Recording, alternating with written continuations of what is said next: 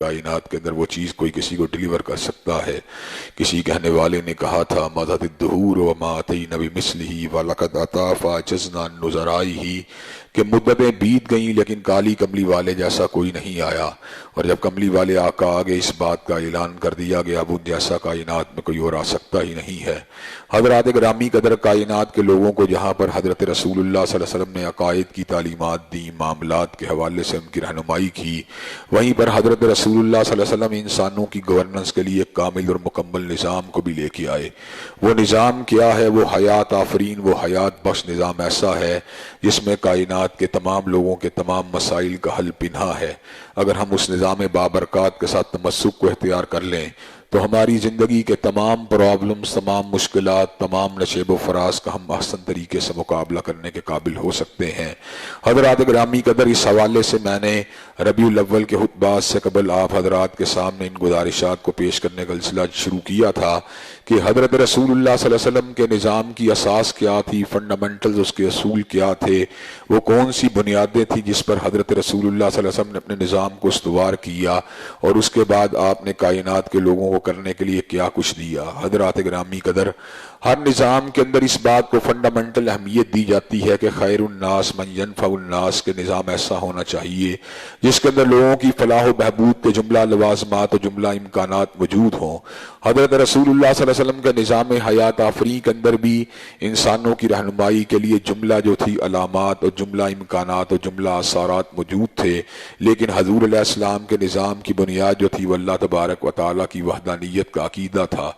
آپ نے اللہ تبارک و تعالیٰ کی وحدانیت کے عقیدے کی بنیاد کے پر تمام لوگوں کو ایک لڑی کے اندر پرو دیا اور ان کو امت واحدہ بنا دیا، اور اس امر کا اعلان اللہ تبارک و تعالیٰ نے کلام حمید میں فرما دیا، انما المؤمنون اخوہ، کہ بے شک مومن آپس کے اندر بھائی بھائی ہیں۔ کسی کہنے والے نے کیا خوبصورت بات کہی ہے کہ اخوت اس کو کہتے ہیں، چبھے کانٹا جو کابل میں تو ہندوستان کا ہر پیر و جواں بے تاب ہو جائے۔ کہ اخوت ایک ایسے جذبے کا نام ہے، ایک ایسے تعلق کا نام ہے جو شرقی غربی اور شمالی جنوبی پچھم و پورب کی تقسیم سے بالاتر ہو کر انسانوں کو ایک لڑی کے اندر پرو دیتا ہے، ان کو ایک مرکز کے ساتھ وابستہ کرتا ہے، ان کو اللہ تبارک و تعالیٰ کے سامنے جھکنے کا خوگر بناتا ہے، اللہ تبارک و تعالیٰ ہی کے سامنے اپنی گردن کو گرانے کا نام، اور اسی کے آستانے کے اپنے سر کو جھکانے کا نام، اور اس کے لیے اپنے جملہ جو عبادات ہیں، جملہ معاملات ہیں، ان کو ان کے سپرد کرنے کا نام در حقیقت عقیدہ توحید ہے، جس کا ذکر اللہ تبارک و تعالیٰ کلام حمید میں کچھ یوں فرماتے ہیں، قُلْ إِنَّ صَلَاتِي وَنُسُكِي وَمَحْيَايَ وَمَمَاتِي لِلَّهِ رَبِّ الْعَالَمِينَ، یہ کہہ دیجئے بے شک میری نمازیں، بے شک میری قربانیاں، بے شک میرا جینا، بے شک میرا مرنا، سبھی کچھ اللہ رب العالمین کے لیے ہے، لا شریک لہو، جس کا کوئی بھی شریک نہیں، نہ ذات کے اندر، نہ صفات کے اندر، نہ اعمال کے اندر، نہ افعال کے اندر، اور ہمیں اسی بات کا حکم دیا گیا اور ہم اسی کے آستانے کے اوپر جھکنے والے ہیں۔ حضرات گرامی قدر، عقیدہ توحید کی ایک جو اساس تھی، اس کی بنیاد کے اوپر حضرت رسول اللہ صلی اللہ علیہ وسلم نے ایک ایسے معاشرے کو تشکیل دیا جس کے اندر اللہ تبارک و تعالیٰ کی بندگی، اس کی عبادت، اس کی ذات سے انابت، اس پہ توکل، اس سے خوف اور اس سے محبت جو تھی وہ پورے کے پورے عروج کے اوپر تھی۔ وَمِنَ النَّاسِ مَن يَتَّخِذُ مِن دُونِ اللَّهِ أَندَادًا يُحِبُّونَهُمْ كَحُبِّ اللَّهِ وَالَّذِينَ آمَنُوا أَشَدُّ حُبًّا لِلَّهِ، جو غیر اللہ کے پجاری ہوتے ہیں۔ حضرات گرامی قدر، ان کی محبتیں جو ہوتی ہیں وہ غیر اللہ کے ساتھ ہوتی ہیں، لیکن جو اللہ وحدہ لا شریک لہو کے پجاری ہوتے ہیں، ان کی محبتیں، ان کا پیار اللہ وحدہ لا شریک لہو کے ساتھ انتہائی شدید ہوتا ہے۔ حضرات گرامی قدر، جب انسان اللہ وحدہ لا شریک لہو سے محبت کرنا سیکھ لیتا ہے تو اس کے بعد اس کے اندر ایک ایسا جذبہ پیدا ہوتا ہے کہ اس کی محبتوں کی اساس پھر اللہ تبارک و تعالیٰ کی وحدانیت بن جاتی ہے۔ وہ ہر کسی سے محبت اللہ تبارک و تعالیٰ کی ذات کے لیے کرتا ہے، وہ ہر کسی سے نفرت بھی اللہ تبارک و تعالیٰ کی دشمنی کے اندر، یعنی جو اللہ کا دشمن ہے اس سے دشمنی رکھتا ہے، جو اللہ کا پیارا ہے اس سے وہ محبت کرتا ہے، جس کو دیکھتا ہے اللہ تبارک و تعالیٰ سے پیار کرنے والا اس کو دیتا ہے، اور جس کو دیکھتا ہے کہ اللہ تبارک و تعالیٰ سے دور ہے اس سے روکتا ہے۔ حضرات گرامی قدر، توحید کی بنیاد کے اوپر تشکیل دیے ہوئے اس معاشرے کے اندر پھر کیا تھا؟ پھر درد مندی تھی، پھر خیر خائی تھی، پھر بھائی چارہ تھا، پھر اخوت تھی، پھر ضرورت میں کام آنے والی باتیں تھیں، پھر دکھ درد کو بانٹنے والے تمام جملہ امکانات جو تھے اللہ تبارک و تعالیٰ نے اس معاشرے کے اندر ودیت کر کے رکھ دیے تھے۔ حضرات گرامی کے اللہ تبارک و تعالیٰ کی وحدانیت کی بنیاد کے پر تشکیل پانے والے اس معاشرے کے اندر اونچ نیچ کا فرق اس حد تک مٹ چکا تھا کہ جتنے لوگ جو تھے وہ اللہ تبارک و تعالیٰ کی توحید کے پر چلنے والے تھے، حضرات گرامی قدر وہ ایک ہی صف میں کھڑے ہو کر نمازوں کو ادا کرتے تھے۔ کبھی یہ بات نہیں ہوئی تھی کہ جو ہے مسجد کے اندر جو ہے اونچی صفوں کو یا پہلی صفوں کو امیروں کے لیے مختص کر دیا جائے اور غریبوں کو اس سے پیچھے ہٹا دیا جائے۔ کسی کہنے والے نے کیا خوبصورت بات کہی ہے کہ ایک ہی صف میں کھڑے ہو گئے محمود و ایاز، نہ کوئی بندہ رہا نہ کوئی بندہ نواز۔ حضرات گرامی قدر اسی مسجد میں حضرت صدیق بھی ہوتے تھے، حضرت فاروق بھی ہوتے تھے، حضرت ذوالنورین بھی ہوتے تھے، حضرت علی المرتضیٰ بھی ہوتے تھے، حضرت بلال حبشی بھی ہوتے تھے، حضرت حباب بھی ہوتے تھے۔ اور حضرات گرامی قدر پھر اللہ تبارک و تعالیٰ کی بندگی کا احساس اتنا شدید ہوتا تھا کہ اس کے اندر بالکل یوں محسوس ہوتا تھا جیسے ایک زنجیر کی کڑیوں کے اندر یہ لوگ آپس میں پروئے ہوئے ہیں، بنیادیں مرصوص ہیں، سیسا پلائی ہوئی دیوار ہے، برکس کی مانند ایک دوسرے کے ساتھ یہ جڑے ہوئے لوگ، سیمنٹڈ انداز کے اندر ایک دوسرے کا جڑے ہوئے لوگ جو تھے، ہر دکھ درد میں ایک دوسرے کے کام آنے والے تھے، ہر خوشی کے اندر جو تھے اشتراک کو کرنے والے تھے، ہر غم کے اندر ایک دوسرے کے دکھ درد کو بانٹنے والے تھے۔ حضرات گرامی قدر حضرت رسول اللہ صلی اللہ علیہ وسلم کی اقتداء کے اندر یہ لوگ جو تھے وہ جمع تھے، اور حضرات گرامی قدر اللہ تبارک و تعالیٰ کی وحدانیت کے بعد حضرت رسول اللہ صلی اللہ علیہ وسلم نے ان کو ایک مرشد کا پتہ دیا، ایک رہنما کا پتہ دیا، ایک ہادی کا پتہ دیا، ایک ایسے پیشوا کا پتہ دیا جو اللہ تبارک و تعالیٰ کے جملہ رسولوں میں سے سب سے بلند مقام پہ فائز تھا، اور جس کی ذات کے پر اللہ تبارک و تعالیٰ نے نبوت اور رسالت کو تمام کر دیا تھا۔ حضرات گرامی قدر جب اذان کے اندر آواز آتی تھی اشہد ان لا الہ الا اللہ، تو ساتھ ہی آواز یہ بھی آتی تھی اشہد ان محمد رسول اللہ، کہ اللہ تبارک و تعالیٰ کے علاوہ الہ کوئی نہیں ہے، اور حضرت رسول اللہ صلی اللہ علیہ وسلم کے علاوہ مقتدار پیشوا کوئی نہیں ہے۔ حضرات گرامی قدر اس اساس کے پر، اس اصول کے پر حضرت رسول اللہ نے ان کو مجتمع فرما دیا۔ اب اس بات کا پورے کے پورے مہاجر اور انصار صحابہ کو علم تھا کہ ہماری پوجا، ہماری پرستش، ہماری عبادت، ہماری بندگی تو اللہ کے لیے ہے، لیکن ہمارا انداز، ہمارا طور، ہمارا طریقہ، ہمارے اعتبار جو ہیں وہ حضرت رسول اللہ والے ہیں۔ حضرات گرامی قدر اس کے بعد جو تھی ان کے اندر ایک ایسی قوت پیدا ہو گئی، ایک ایسا جڑاؤ پیدا ہو گیا کہ وہ حزب اللہ کی شکل اختیار کر کے جو کائنات کی سب سے مقدس، کائنات کی سب سے متبرک جماعت تھی، اور جس کے بارے میں اللہ تبارک و تعالیٰ نے خود دسمبر کا اعلان فرما دیا وَمَن يَتَوَلَّ اللَّهَ وَرَسُولَهُ وَالَّذِينَ آمَنُوا فَإِنَّ حِزْبَ اللَّهِ هُمُ الْغَالِبُونَ، کہ بے شک جو اللہ سے پیار کرنے والا ہے، حضرت رسول اللہ سے پیار کرنے والا ہے، اہل ایمان سے پیار کرنے والا ہے، اس کا تعلق حزب اللہ کے ساتھ ہے، اور حزب اللہ جو ہے اللہ تبارک و تعالیٰ اس کو جملہ احزاب کے پر غالب کرتے رہیں گے۔ جملہ احزاب جو ہے حزب اللہ کے مقابلے کے پر مغلوب رہیں گے، کوئی گروہ بھی حزب اللہ کے پر غالب نہیں آ سکتا۔ حضرات گرامی کا اللہ تبارک و تعالیٰ نے صحابہ کرام رضوان اللہ علیہ مجمعین سے یہ وعدہ بھی فرما دیا کہ وعد اللہ الذین آمنوا منکم وعملوا الصالحات لیستخلفنہم فی الارض کما استخلف الذین من قبلہم ولایمکنن لہم دینہم الذی ارتضی لہم ولایبدلنہم من بعد خوفہم امنا،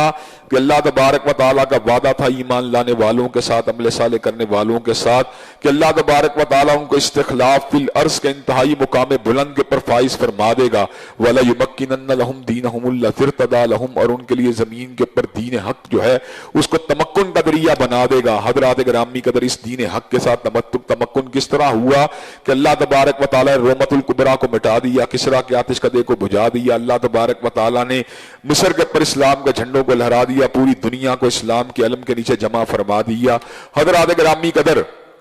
صحابہ کرام رضوان اللہ علیہ مجمعین جس وقت حزب اللہ کی شکل اختیار کر گئے، اور بعد ازاں جو کامیابیاں حزب اللہ کی بنیاد کے پر حاصل ہونے والی تھی وہ تو اپنی جگہ کے پر ہیں، لیکن حضرات گرامی قدر اس سے پہلے ہر حزب کا، ہر پارٹی کا، ہر گروہ کا، ہر جماعت کا ایک نصاب تعلیم ہوتا ہے۔ حضرت رسول اللہ صلی اللہ علیہ وسلم نے جو میں باتیں گزشتہ سے پوستہ آپ کو لانے کے ان باتوں کو یاد دہانی کے طور پہ آپ حضرات کے گوش گدار کر رہا ہوں کہ حضرت رسول اللہ صلی اللہ علیہ وسلم نے ان کو نصاب تعلیم دیا۔ اس نصاب تعلیم میں سب سے پہلے اللہ تبارک و تعالیٰ کی کتاب تھی جس کے جملہ حقوق سے حضرت رسول اللہ صلی اللہ علیہ وسلم نے صحابہ کرام کو آگاہ فرما دیا کہ کتاب اللہ کے پر تمہارا ایمان مستحکم ہونا چاہیے، کامل اور مکمل ہونا چاہیے، اور تمہیں اس بات کا یقین ہونا چاہیے کہ لا ریب فی، کہ کتاب اللہ کے اندر نہ کوئی ریب ہے، نہ کوئی تردد ہے، نہ کوئی شک ہے، نہ کوئی شبہ ہے،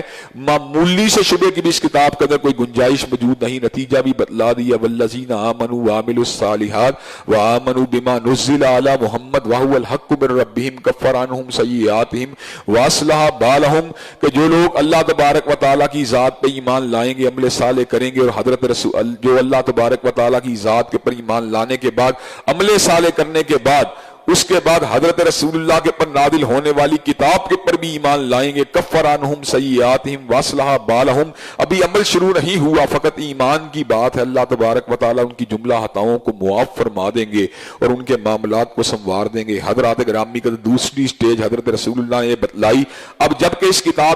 کتاب کے پر تمہارا ایمان ہو چکا ہے، جبکہ تم اس کتاب کے پر یقین لا چکے ہو، تو اس کے بعد تمہارا اس کے پر جو ہے تلاوت ہونی چاہیے، اس کتاب کو تمہیں سمجھنے کی کوشش کرنی چاہیے کہ اس کے الفاظ کیسے ہیں، اس کے حروف کیسے ہیں، اس کی تلاوت میں اللہ تبارک و تعالیٰ نے ایک ایسا انقلابی اثر رکھا کہ ایک ایک حرف کی تلاوت کے اوپر اللہ تبارک و تعالیٰ 10 نیکیوں کو شامل فرما دیا۔ جو ایک حرف کی تلاوت کرے گا اللہ تبارک و تعالیٰ اس کو 10 نیکیاں عطا فرمائیں گے، اور جملہ عبادات میں سے نفلی حالت کے اندر تلاوت قرآن مجید کو سب سے افضل قرار دے دیا، اور نفل کے بعد اللہ تبارک و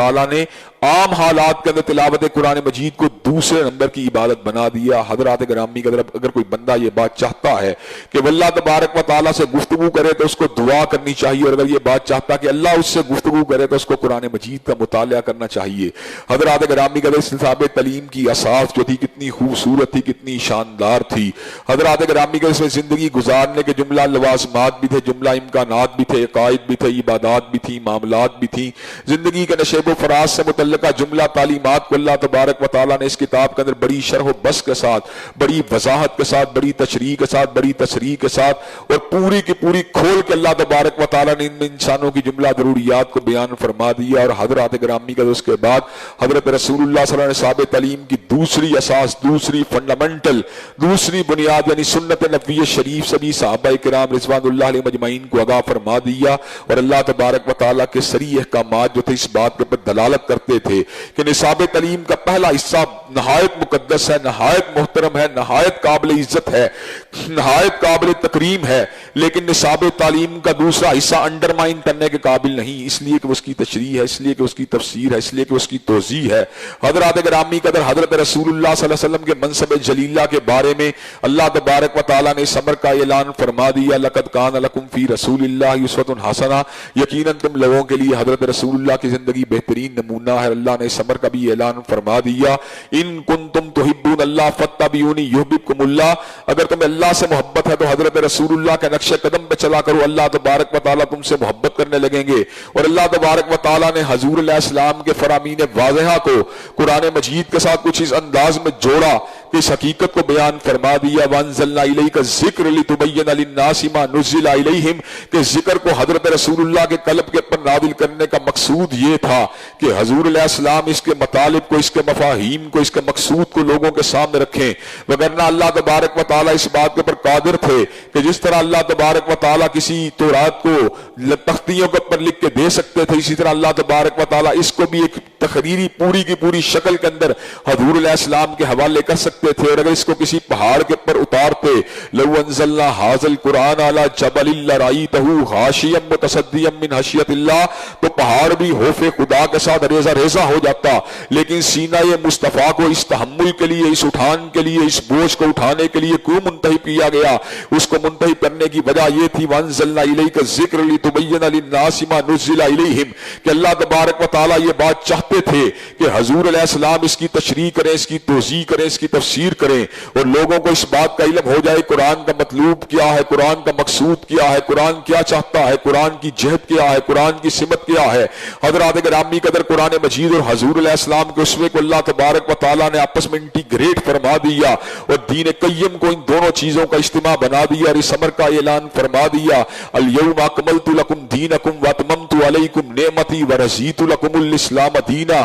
آج کے دن ہم نے دین کو مکمل کر دیا, نعمتوں کو تمام کر دیا, تمہارے لیے اسلام کو بطور دین منتخب فرما لیا. حضرات گرامی کا دین کیا تھا؟ یہ اللہ کی کتاب کا نام تھا, یہ حضرت رسول اللہ کے فرامین واضحہ کا نام تھا. ان دونوں چیزوں کے پر اس دین کی اساس تھی, یہ دونوں چیزیں دین کو لے کے چلنے والی تھی. حضرات گرامی کا اللہ تبارک و تعالیٰ کے حبیب علیہ السلام نے نصاب تعلیم سے اپنے دوستوں کو, اپنے صحابہ کو, اپنے تلامذہ کو, اپنے خدمتگاروں کو, اپنے چہرے کی زیارت کرنے والوں کو, اپنی بارگاہ رسالت مآب میں کھڑے ہونے والوں کو, اپنے سامنے زانو تلمس کو طے کرنے والوں کو, اپنے سے پیار کرنے والوں کو, اپنے سے محبت کرنے والوں کو, اپنا کلمہ پڑھنے والوں کو حضرت رسول اللہ صلی اللہ علیہ وسلم نے نصاب تعلیم کو ودیت فرما دیا. اور اللہ تبارک و تعالیٰ نے اس حکم سری کو بھی بیان فرما دیا وما آتاکم الرسول فخذوہ وما نہاکم عنہ فانتہوا. جو رسول اللہ تم کو دیتے ہیں اس کو پکڑ لیا کرو اور جس سے روکتے ہیں اس سے رک جایا کرو. حضرات گرامی قدر گویا اس سے ہمیں یہ بات معلوم ہوئی کہ حضور علیہ السلام کے فرامین واضح اور قرآن مجید ملنے کے بعد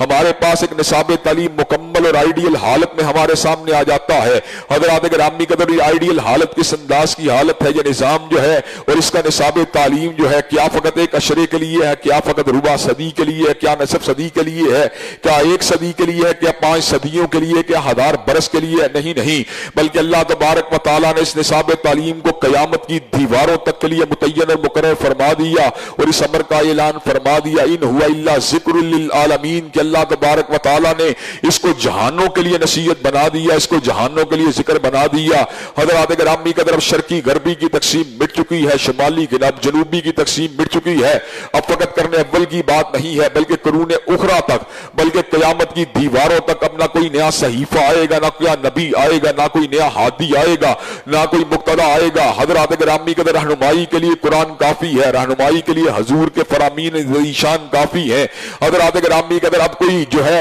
امامت کا نام لے کر اگر بات کرے, کوئی ولایت کا نام لے کے بات کرے یا کوئی کسی اور اصطلاح کی بات کرے, حضرات گرامی کا ولی اللہ تو وہ ہوگا جو حضور کا تابعدار ہوگا, اور صحابی تو وہ ہوگا جو حضور کی زیارت کرنے والا ہوگا, محدث تو وہ ہوگا جو حضور کے فرامین کو نقل کرنے والا ہوگا, مجدد تو وہ ہوگا جو حضور علیہ السلام کے فرامین واضحہ کی روشنی میں اجتہاد کو کرنے والا ہوگا. لیکن حضرات گرامی کا یہ بات عقل ہے, یہ بات حقیقت ہے, یہ بات قطعی ہے کہ حضور علیہ السلام کے بعد اب شریعت مکمل ہے, شریعت تمام ہے, شریعت ناسخ ہے. کائنات کے اندر جو بھی آئے گا وہ حضور کا مرید بن کے آئے گا, مقتدی بن کے آئے گا. اب کوئی حضور کے فرامین کو سپر سیڈ نہیں کر سکتا, آپ کوئی حضور کے فرامین کے اوپر جو ہے فوقیت کو حاصل نہیں کر سکتا. حضور کے فرامین ہر چیز کو سپر سیڈ کرنے کے لیے ہمارے لیے کافی ہے. حضرات گرامی کے اندر کئی لوگوں نے اس مسئلے کے اندر مجازی اعتبار سے غلطی کھائی اور کئیوں نے حقیقت کے اعتبار سے غلطی کھائی. مجازی اعتبار سے اس معنوں میں غلطی کھائی کہ حضور کے بعض امتیوں کو یہ اتھارٹی ڈیلیگیٹ کر دی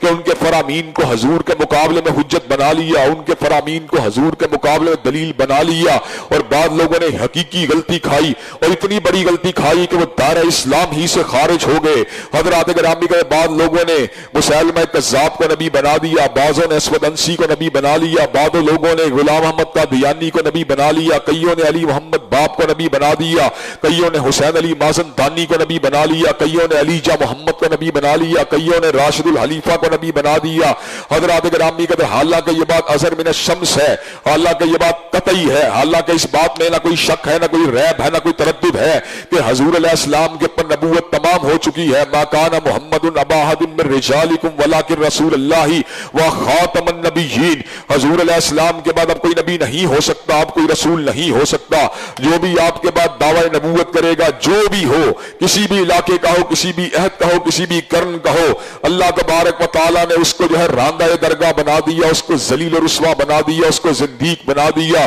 اس کو مرتد بنا دیا. حضرات گرامی قدر اس نصاب تعلیم کو ودیت کرنے کے بعد, اس نصاب تعلیم کو ڈلیور کرنے کے بعد حضور علیہ السلام نے بہت سے کام جو تھے ان کو بھی امت کے ذمے سونپ دیا. حضرات گرامی قدر قرآن مجید کا مطالعہ کرنے کے بعد اور سنت نبوی شریف کا مطالعہ کرنے کے بعد ہمیں یہ بات سمجھ میں آتی ہے. سب سے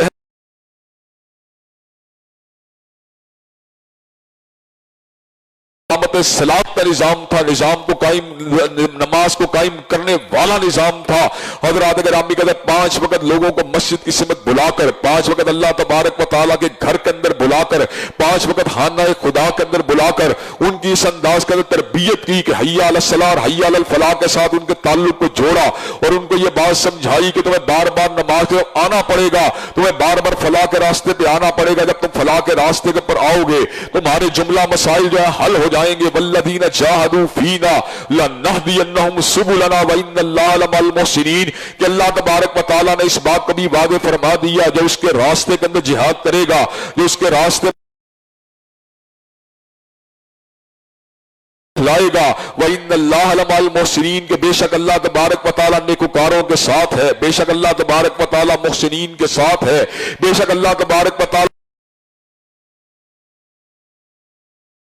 نماز کو ادا کرنے والوں کے ساتھ ہے، تلاوت قرآن مجید کرنے والوں کے ساتھ ہے۔ حضرات گرامی کے 5 وقت اللہ تبارک و تعالیٰ کی بارگاہ کے اندر جھکانے کا سبق دے کر حضرت رسول اللہ صلی اللہ علیہ وسلم نے اپنی امتیوں کو، لوگوں کو پیغام دیا کہ تمہاری تحلیق کا مقصد فقط اپنی ضروریات کو پورا کرنا نہیں، تمہاری تحلیق کا مقصد فقط تعیشات کے اپنی زندگی کو بسر کرنا نہیں۔ اللہ تبارک و تعالیٰ کے حبیب نے اس بات کو لوگوں کے سامنے رکھ دیا، وَمَا خَلَقْنَا السَّمَاءَ وَالْأَرْضَ وَمَا بَيْنَهُمَا لَاعِبِينَ، کہ اللہ تبارک و تعالیٰ نے زمین و آسمان اور ان کے مابین جو کچھ بھی بنایا ہے اس کو کھیل تماشے کے لیے نہیں بنایا۔ لو اردنا ان نتخذ لهوا لاتخذناه من لدنا ان كنا فاعلين، اگر اللہ تبارک و تعالیٰ نے کھیل ہی کھیل نہ ہوتا تو اللہ تبارک و تعالیٰ اس کھیل کو کسی اور طریقے سے بھی کھیل سکتے تھے۔ پھر اللہ تبارک و تعالیٰ نے کائنات کو کیوں بنایا، بزم جہاں کو کیوں سجایا، آسمانوں کو کیوں بنایا، زمین کو کیوں بنایا، ستاروں کو کیوں بنایا، کہکشاؤں کو کیوں بنایا، فصل گل و لالہ کو کیوں بنایا، صحراؤں کو کیوں بنایا، سمندروں کو کیوں بنایا، دریاؤں کو کیوں بنایا۔ اللہ تبارک و تعالیٰ نے اس حقیقت کا بیان فرما دیا، وَمَا خَلَقْتُ الْجِنَّ وَالْإِنسَ إِلَّا لِيَعْبُدُونِ، میں نے جن و انس کو اپنے تعارف کے لیے، اپنی معرفت کے لیے، اپنی بندگی کے لیے، اپنی عبادت کے لیے بنایا ہے۔ حضرات گرامی قدر آپ مجھے یہ بات کے پتہ توجہ کیجئے کہ حضرت رسول اللہ نے فنڈامنٹل جو سب سے پہلا کام کیا وہ اقامت صلاۃ کا کام تھا، اس لیے کہ اللہ تبارک و تعالیٰ تمکن فی الارض کے بعد حکمرانہ نے وقت کی جو پہلی ذمہ داری لگائی ہے وہ ذمہ داری یہ بنتی ہے کہ انہیں نظام صلاۃ کو قائم کرنا چاہیے، خود بھی اللہ کے آستانے پہ جھکنا چاہیے، لوگوں کو بھی جھکنے کا درس دینا چاہیے۔ حضرات گرامی قدر سوچنے کی بات یہ ہے اس کام کے حوالے سے ہماری کیا تگ و دو ہے، اس کام کے حوالے سے ہماری کیا ایفرٹ ہے، اس کام کے حوالے سے ہماری کتنی کمٹمنٹ ہے، اس حوالے سے ہماری کیا ڈیڈیکیشن ہے، اس حوالے سے ہمارا کیا طرز عمل ہے، کیا آج ہم نمازی ہیں۔ حضرات گرامی قدر میں فجر کے وقت بستر میں سویا ہوا ہوتا ہوں، میں زور کے وقت اپنے لنچ کے اندر مصروف ہوتا ہوں، میں عصر کے وقت کاروباری دھندے کے اندر مشغول ہوتا ہوں، میں مغرب کے وقت ایوننگ واک کے اندر مشغول ہوتا ہوں، میں عشاء کے اپنے بستر میں سویا ہوتا ہوں۔ اقامت صلاۃ کہاں پر ہے؟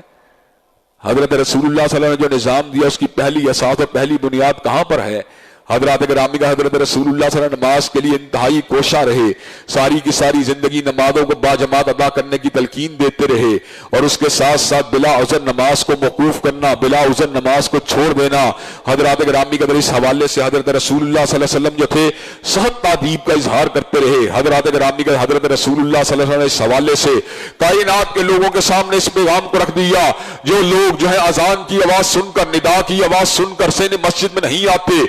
مصطفیٰ علیہ السلام رؤوف و رحیم ہونے کے باوجود صبر کا اعلان فرماتے ہیں کہ اگر مجھے میرا دل چاہتا ہے کہ ان کے گھروں کو جو ہے آگ کو لگا دیا جائے۔ حضرات گرامی روایت بالمعنی میں آپ حضرات کے سامنے اس کے مفہوم کے بیان کے لیے آپ کے گوش گزار کر رہا ہوں۔ حضرات گرامی قدر لیکن آج عالم یہ ہے، کہنے کو مسلمان ہوں، کہنے کو محمد عبداللہ ہوں، کہنے کو عبدالستار ہوں، کہنے کو فرحان ہوں، کہنے کو ابو بکر ہوں، کہنے کو عمر ہوں، کہنے کو عثمان ہوں، لیکن نماز کی آواز سننے کے باوجود میں آنے کے لیے تیار نہیں ہوں۔ حضور علیہ السلام کی آخری وصیتوں میں یہ وصیت بھی شامل تھی، الصلاۃ وما ملکت ایمانکم، نمازوں کا تحفظ کرو، نمازوں کا تحفظ کرو، غلاموں کے ساتھ حسن سلوک کرو۔ حضرات گرامی قدر نماز کی ادائیگی کے حوالے سے حضرت رسول اللہ صلی اللہ علیہ وسلم اپنی امت کی کامل اور مکمل انداز کے اندر رہنمائی فرما دی، اور حضرات گرامی قدر اس حوالے سے حضرت رسول اللہ صلی اللہ علیہ وسلم نے اپنے جمیع صحابہ کرام رضوان اللہ علیہ مجمعین کو نمازوں کے اندر جمع ہونے کی تلقین کی، اور ان کے سامنے اس بات کو رکھ دیا ورکعوا مراکین، کہ اکیلے نماز پڑھنے کی بجائے رکوع کرنے والوں کے ساتھ رکوع کیا کرو، قیام کرنے والوں کے ساتھ قیام کیا کرو، سجدہ کرنے والوں کے ساتھ سجدہ کیا کرو۔ حضرات گرامی قدر یہ پیغام مصطفیٰ کا پیغام ہے، یہ پیغام حضرت رسول اللہ کا پیغام ہے، یہ پیغام امام علی شان کا پیغام ہے، یہ پیغام خاتم النبیین کا پیغام ہے، یہ پیغام فخر موجودات کا پیغام ہے، یہ پیغام حبیب کبریا کا پیغام ہے، یہ پیغام افضل الحلائق کا پیغام ہے، یہ پیغام سید المرسلین کا پیغام ہے، یہ پیغام امام الاولین والآخرین کا پیغام ہے۔ حضرات گرامی قدر اس کے ساتھ ساتھ حضرت رسول اللہ صلی اللہ علیہ وسلم نے ایک تو ذہنی، قلبی، فکری اور ذکر والی عبادت تھی، اس کے ساتھ ساتھ آپ نے مالی اعتبار سے بھی امت کی بھرپور انداز میں رہنمائی کی کہ انہیں اپنے اموال کو کس انداز کے اندر اپنے پاس رکھنا چاہیے اور اس میں کس حد تک خود تصرف کرنا چاہیے اور کس حد تک یتیم و مساکین کے حق کو اس کے اندر جو ہے باقی رکھنا چاہیے۔ حضرات گرامی قدر اس حوالے سے نماز اور زکوٰۃ کے حوالے سے اور انفاق فی سبیل اللہ کے حوالے سے جو آپ نے اپنی امت کی رہنمائی کی، اپنی چند گزارشات کو انشاءاللہ آئندہ خطبات جمعہ میں آپ حضرات کے گوش گدار کیا جائے گا۔ اللہ تبارک و تعالی ہم سب کو سیدھے راستے صراط مستقیم پر چلنے کی توفیق دے۔ وآخر دعوانا الحمدللہ رب العالمین۔ الحمدللہ نحمدہ ونستعینہ ونستغفرہ ونؤمن بہ ونتوکل علیہ ونعوذ باللہ من شرور انفسنا ومن سیئات اعمالنا من یہدہ اللہ فلا مضل لہ ومن یضلل فلا ہادی لہ واشہد ان لا الہ الا اللہ واشہد ان محمدا عبدہ ورسولہ اما بعد فإن خیر الحدیث کتاب اللہ وخیر الہدی ہدی محمد صلی اللہ علیہ وسلم وشر الامور محدثاتها وکل محدثۃ بدعہ وکل بدعۃ ضلالہ وکل ضلالۃ فی النار۔ حضرات گرامی قدر آپ کے سامنے اس بات کو گوش گدار کرنے کی کوشش کی کہ حضرت رسول اللہ صلی اللہ علیہ وسلم ایک نظام کو لے کے آئے، ایک حیات آفرین دستور کو لے کے آئے، کائنات کی زلفوں کو سنوارنے والے ایک عظیم الشان ترکیب کو لے کے آئے۔ حضرات گرامی قدر زندگی اب اگر سیدھے راستے پر چلے گی تو مصطفیٰ علیہ السلام کی اقتداء کے ذریعے چلے گی۔ ہمیں حضور علیہ السلام کی اقتداء کے بغیر پناہ نہیں مل سکتی، ہمیں حضور علیہ السلام کی اقتداء کے بغیر امن نہیں مل سکتا، سکون نہیں مل سکتا، چین نہیں مل سکتا۔ چین اس صورت میں ملے گا اگر ہم حضرت رسول اللہ صلی اللہ علیہ وسلم کے صحیح معنوں میں تابعدار بن جائیں۔ حضرات گرامی قدر ہماری جملہ روحانی جسمانی بیماریوں کا علاج حضرت رسول اللہ صلی اللہ علیہ وسلم کے فرامین واضحہ کے اندر پنہا ہے کہ وہی درینہ بیماری، وہی نامحکمی دل کی، اور علاج اس کا وہی آب نشاط انگیز ہے ساکی۔ حضرات گرامی قدر اس نظام حیات آفرین کی بنیاد جو تھی وہ نماز تھی، اور اس کے اندر زکوٰۃ کے پر بھی زور دیا گیا۔ انشاءاللہ ان فنڈامنٹلز کو آپ حضرات کے گوش گدار کیا جائے گا۔ حضرات گرامی قدر اللہ تبارک و تعالیٰ کے فضل اور آپ کی دعاؤں سے الحمدللہ میری روحانی صحت جو ہے پہلے سے بہتر ہے، لیکن تاحال وضو کی تجدید و تشنگی اور اس حوالے سے جو ہے پرابلم جو ہے باقی ہیں۔ اللہ تبارک و تعالیٰ نے ماضی کے اندر بھی مشرق کے اثرات سے اپنے فضل و کرم سے کلام حمید کی تلاوت سے اور ذکر اذکار سے شفا دی تھی۔ ابھی بھی الحمدللہ پوری تگودو کے ساتھ، پوری توانائی کے ساتھ، پورے عزم کے ساتھ وضو اور نماز کو اللہ تبارک و تعالیٰ کے فضل و کرم سے اپنی بساط کی حد تک ادا کرنے کا سلسلہ جاری و ساری ہے۔ کوئی یہ چیزیں ناقص ہیں ہماری جو ان میں کوتاہی پائی جاتی ہے، اللہ تبارک و تعالیٰ سے پھر بھی دعا گو ہیں کہ اللہ تبارک و تعالیٰ ہماری ان کوتاہیوں کو معاف فرما کر ہمارے اعمال کو اپنی بارگاہ میں قبول فرمائے۔ حضرات گرامی قدر اس تشنگی کے حوالے سے جس زحمت کا آپ حضرات کو ماضی کے اندر سامنا کرنا پڑا اور تاحال کرنا پڑ رہا ہے، اس کے حوالے سے انشاءاللہ میں معذرت ہاں ہوں، لیکن میں اللہ تبارک و تعالیٰ کی بارگاہ میں پر امید ہوں کہ انشاءاللہ آئندہ خطبات جمعہ کے اندر اللہ تبارک و تعالیٰ اس بیماری کو اور اس شر کو ہمیشہ کے لیے رفع فرما دیں گے، اور آسانی کے راستے کو، کشادگی کے راستے کو اور روشنی کے راستے کو ہم سب کے لیے تیار فرما دیں گے۔ اللہ تبارک و تعالیٰ کے فضل و کرم سے میں یہ بات سمجھتا ہوں کہ ایمان کے بعد روحانی جسمانی بیماریوں سے شفا یاب ہونا یہ بھی اللہ تبارک و تعالیٰ کی بہت بڑی عنایت ہوتی ہے۔ میں نے اپنی زندگی کے اندر بہت سی بیماریاں دیکھی ہیں، اور میں یہ بات سمجھتا ہوں کہ اللہ تبارک و تعالیٰ اپنے فضل خاص سے فقط اپنے ہی رحمت سے انسانوں کی جملہ بیماریوں کو دور فرماتے ہیں۔ اور بیماریوں کے اندر سچی بات یہ ہے کہ انسان کو اپنی کمزوری کا، اپنی بے بسی کا بھی احساس ہوتا ہے، اور اپنے کبریا کی کبریائی اور اس کی بلندی کا بھی احساس ہوتا ہے۔ اور میں یہ بات سمجھتا ہوں اس عقیدے کو جلا ملتی ہے وَإِذَا مَرِضْتُ فَهُوَ يَشْفِينِ کہ مریض ہونا میرا کام ہے، اور